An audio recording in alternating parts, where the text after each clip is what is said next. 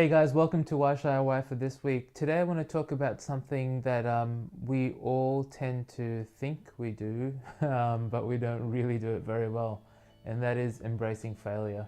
I've got a bit of a story um, that has come up over the last week that I think might sort of show or highlight why I think failure can be a good thing.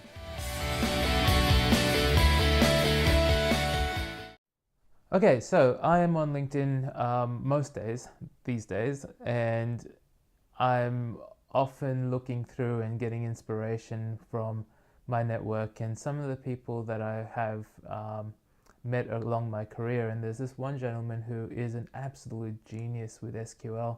I respect him a lot because he was there at the start and he continues to push it, and it's freaking amazing what he does. Anyway, so he's come up with a really cool set of tricks and tips recently, and then I saw a post from him, and it was a screenshot which basically said some system had been updated, and at the bottom of this update notice, we've updated your system.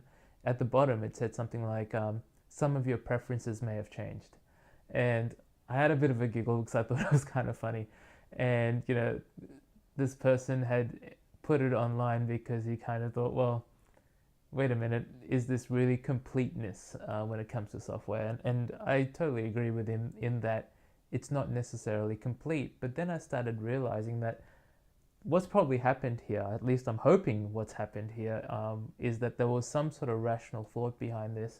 This team that built this software, and I don't know what software it was, maybe running in some sort of agile mode.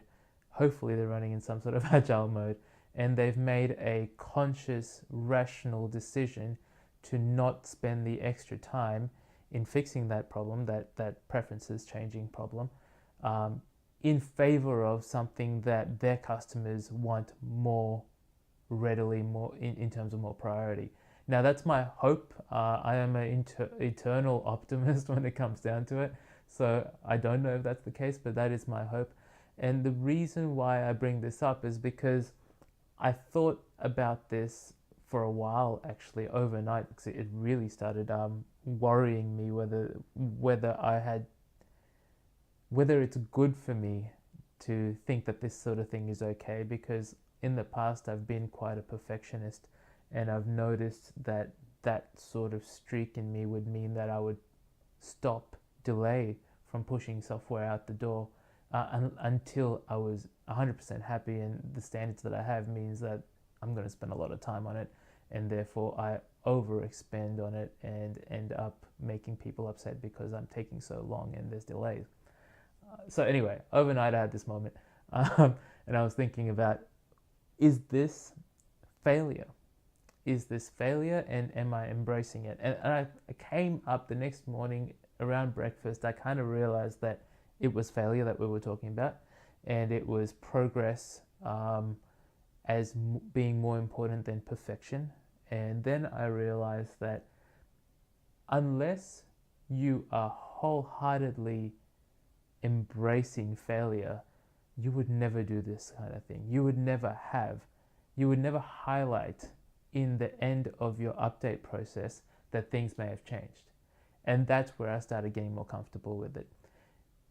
Most people, most teams would either decide not to make the change and delay release of the update, in this case, until those things are fixed, or just hide it all together and not think about transparency as a value add for the customer, and just say that it's been updated, and if for some reason their preferences have changed for their particular installation or whatever it is, I don't know what software it was, then they'll deal with it, right? But we won't tell them.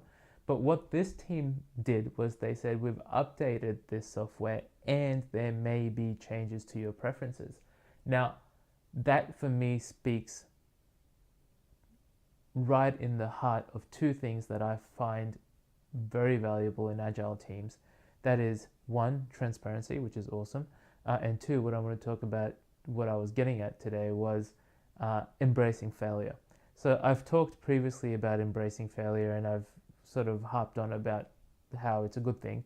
But here's a team that I sincerely hope, have rationally thought about what they're wanting to do and thought about transparency and embracing failure as two of their core beliefs or values, and put that into their system, so much so that they actually outwardly promote that they had this failure and they weren't able to do or fix the failure in time for something else of priority to pop up. I think that's pretty cool. I think that's going to piss off a lot of people, in fact. But from my perspective, I think being able to just be human about it and say, hey, guys, we weren't able to fix this in time, but we're not going to stop the whole update just because these preferences have changed. Here's the update. We're sorry. Change those preferences. We're going to let you know that the preferences have changed, so go back in there and fix them. Now, if these preferences are ridiculous, then sure, that could be a pain point. But I don't know what the software is. I hope that what's happened here is they've done a cost value analysis and gone, okay, look, X% of our user base will need to change these preferences. It's not going to take them much time. It might be 2 or 3 clicks or whatever it is. And we estimate that there's more value in those people getting this update than those people having to spend time fixing their preferences after the update. Embrace failure, guys. It's freaking hard to do. I mean, I stressed about it overnight. I didn't sleep well. I got sick. I really did not like feeling this way, being okay with failure, until I realized that accompanied with that idea of transparency, failure can be an okay thing, and it doesn't necessarily have to be something that the team needs to shun away from.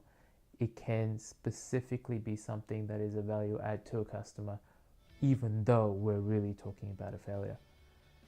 Whoever that team is, I hope 2 things. You rationally thought about this and took the customer's perspective, and 2, that you guys do embrace failure, and this is the reason why you did what you did. Alright guys, that's it for today. I hope you have a good weekend. It's hopefully going to be a good one out there. I'll see you next week. Cheers.